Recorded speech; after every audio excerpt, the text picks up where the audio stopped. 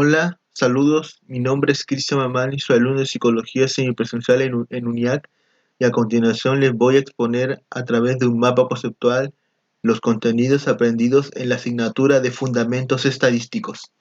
Empezaremos el recorrido por una unidad de recolección de datos y estadística descriptiva para pasar por estadística inferencial y para terminar en las pruebas de asociación.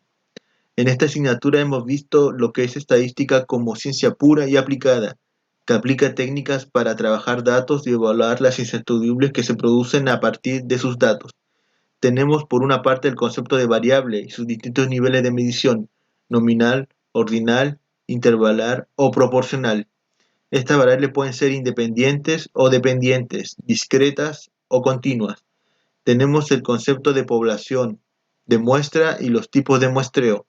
Estos conceptos son muy importantes para poder entender con qué población se está trabajando. Esos datos que se recolectan, a qué población muestra, a qué representa y si son representativas de la población. También tenemos distintos tipos de muestreo como el probabilístico y el no probabilístico, que van a tener implicancias en las investigaciones. Para la recolección de datos en estadísticas tenemos el uso de diversas fuentes, de distintos tipos de formas de análisis y distintos tipos de instrumentos de medición, y podemos organizar los datos en tablas de frecuencia, donde obtenemos los datos de frecuencia absoluta, relativa y acumulada, y en distribuciones de frecuencia, y en representaciones gráficas como los gráficos sectorial de barra, torta y histograma. Nos acercamos en esta unidad a la estadística inferencial, donde para comprender necesitamos saber algunos conceptos clave, como lo son los estadígrafos. Tenemos aquella esencial donde encontramos la moda, la media y la mediana, para obtener, por ejemplo, el promedio en los datos o el dato u frecuencia que más se repite. También tenemos una forma de medir estos datos representarlos con medidas no centrales, como serían los cuartiles, los deciles y los percentiles. También tenemos indicadores de dispersión que nos ayudan y sirven como indicadores para ver la variabilidad de los datos. Tenemos la varianza, la desviación estándar para saber cuán lejos o cerca están los datos de la media. Por último, tenemos aquí el tema de la estadística inferencial, que usa la información de la estadística descriptiva para determinar un comportamiento probable de la población, de la muestra que representa aquí. Aquí nos ponemos en el tema de las probabilidades, y para ello es muy importante comprender el teorema del límite central, donde podemos ver en este gráfico cómo tenemos ciertos estadígrafos que marcarían dónde estarían representados nuestros datos, cuáles estarían fuera de la norma, y el dibujo de la campana de Gauss que nos ayuda a eso. Ahora también tenemos, por ejemplo, los límites que los podemos poner en 0,10, que sería nuestro alfa, que nos permitiría contrastar la hipótesis.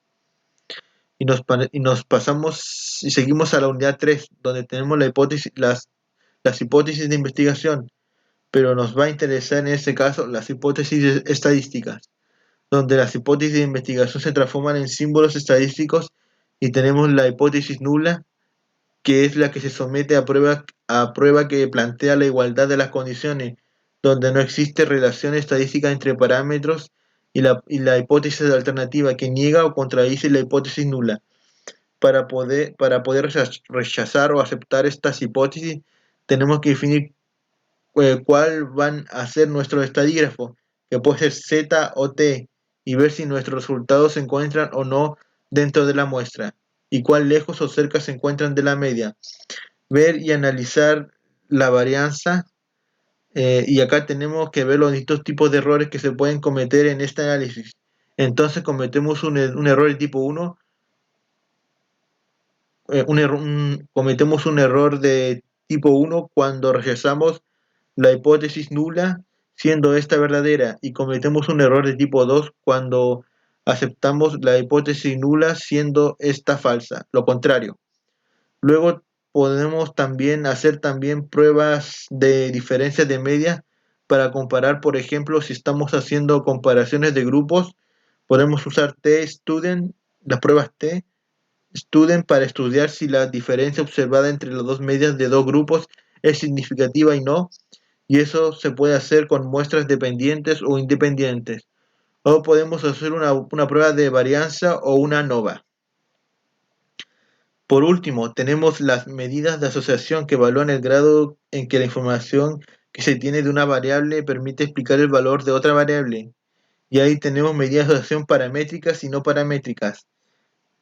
En las paramétricas podemos usar la medida de correlación de Pearson, que se utiliza para medir el grado de relación que tiene dos variables que sean cuantitativas, y lo podemos ilustrar en un gráfico de dispersión, en esa imagen de ahí. Eh, y aquí tenemos el concepto de regresión, donde nos podríamos marcar si hay una regresión simple, una regresión directa o inversa, y medida